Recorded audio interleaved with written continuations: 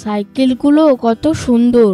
আজকে আমি বাবাকে বলবো আমাকে যেন একটা সাইকেল কিনে দেয়।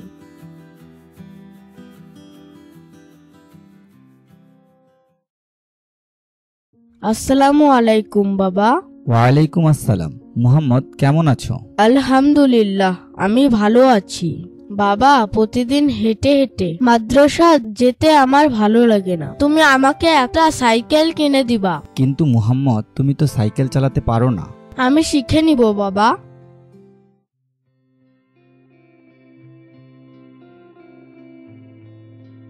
আসসালামু আলাইকুম ভাই, আমাকে একটা ভালো সাইকেল দেন। ওয়ালাইকুম আসসালাম। আচ্ছা ভাই, একটু দাঁড়ান, আমি আপনাকে সাইকেল দিচ্ছি।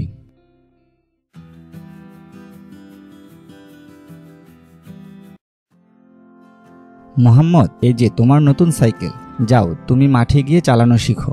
ধন্যবাদ বাবা, আমি অনেক খুশি হয়েছি বাবা।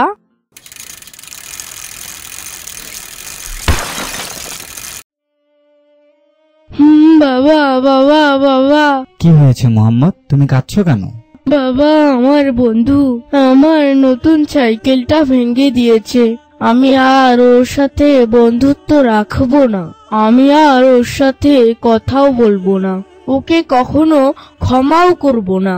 আমি এর প্রতিশোধ নিব।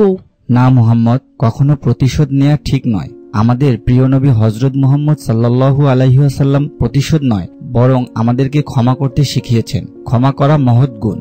কিন্তু বাবা, আমি তার সাথে কোনো অন্যায় করিনি। মুহাম্মদ, তুমি কি জানো আমাদের মহানবী হযরত মুহাম্মদ সাল্লাল্লাহু আলাইহি ওয়াসাল্লামের সাথে তায়েববাসীরা কত অন্যায় করেছে? ওনার উপরে পাথর মেরে মেরে শরীর রক্তাক্ত করে দিয়েছে। তারপরেও নবীজি তায়েববাসীদেরকে অভিশাপ দেননি, বরং তাদের জন্য আল্লাহর দরবারে দোয়া করেছেন, হে আল্লাহ, তুমি তায়েববাসীদের ক্ষমা করে দাও, ওরা না বুঝে ভুল করেছে। আর তুমি সামান্য বিষয়ে প্রতিশোধ নিতে চাচ্ছ? আমি বুঝতে পেরেছি বাবা, আর কখনো প্রতিশোধ নেওয়ার কথা বলবো না। মুহাম্মদ, তোমার সাইকেলটা আমি ঠিক করে এনে দিচ্ছি। আচ্ছা বাবা। মোহাম্মদ, তুমি আমার উপর রেগে আছো?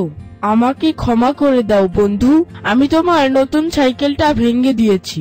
না বন্ধু, আমি রেগে নেই, আমি তোমাকে ক্ষমা করে দিয়েছি, কারণ আল্লাহ তাআলা ক্ষমাকারীকে অনেক ভালোবাসেন।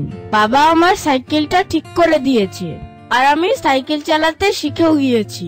তুমি আমার সাইকেলে উঠো, আমরা দুই বন্ধু একটু ঘুরে আসি। আচ্ছা মোহাম্মদ, চলো।